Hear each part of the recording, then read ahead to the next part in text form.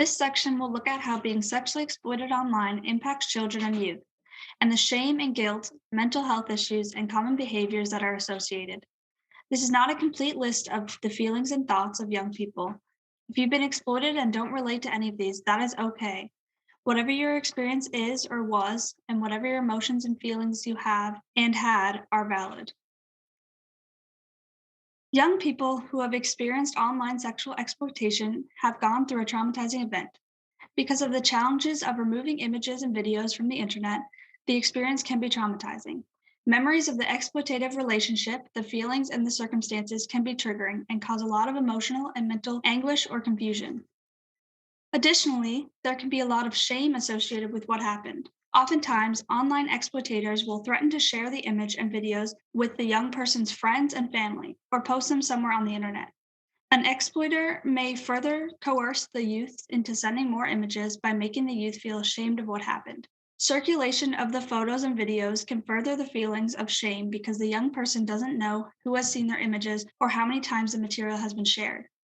Shame can also come from believing and trusting the online groomer and or from concerns about how the sexual abuse material will be perceived by the viewer.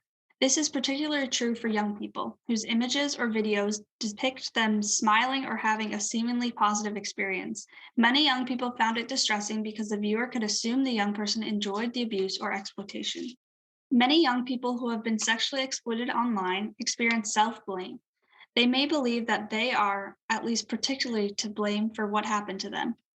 While the exploitator may try to place the responsibility of what happened on a young person, the fact of the matter is that the young person was not aware of the dangers and was groomed into believing that they were talking to someone who cared about them. Many people who have experienced online sexual exploitation have thoughts of not being believed or taken seriously if they have come forward.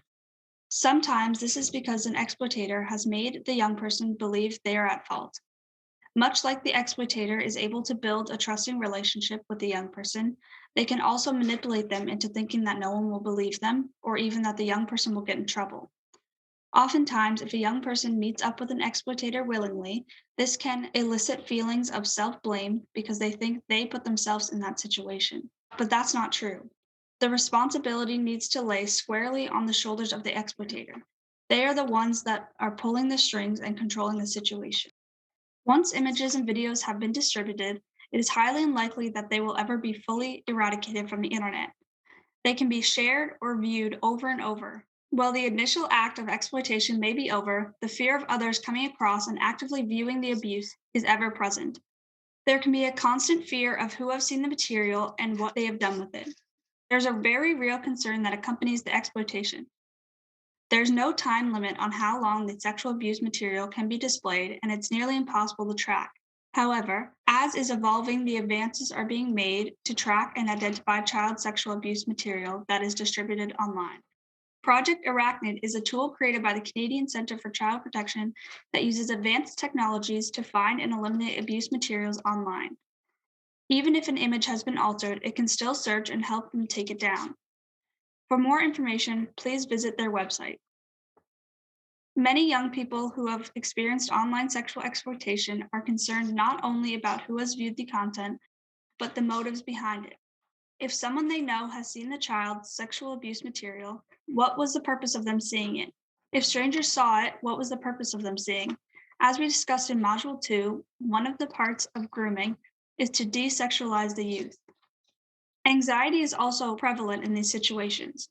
The reason for this are many, such as not disclosing what happened for the fear of being judged, not being believed or taken seriously, and or if the youth speaks up, the exploiter will follow through on the threat of sharing the child's sexual abuse material and send it to friends and family. Naturally, depression and anxiety can come from a number of places, particularly at times of disclosure when the exploitation has come out in the open. The relationship of online groomers and exploiters is meant to mimic one of trust. After this betrayal has come to light, the young person is faced with trying to piece together how it all happened. Naturally, after something like this has occurred, it can be really challenging to trust others and form relationships. Even if a disclosure has not been made, feelings of embarrassment, distress, irritability, and constant thinking about the incident or incidents are also common for youth who experience sexual abuse online. These thoughts and feelings can lead to a general disinterest in activities that they once enjoyed, or distancing themselves from friends and family. These emotions and thoughts can come up for young people whether a disclosure has been made or not around what happened to them.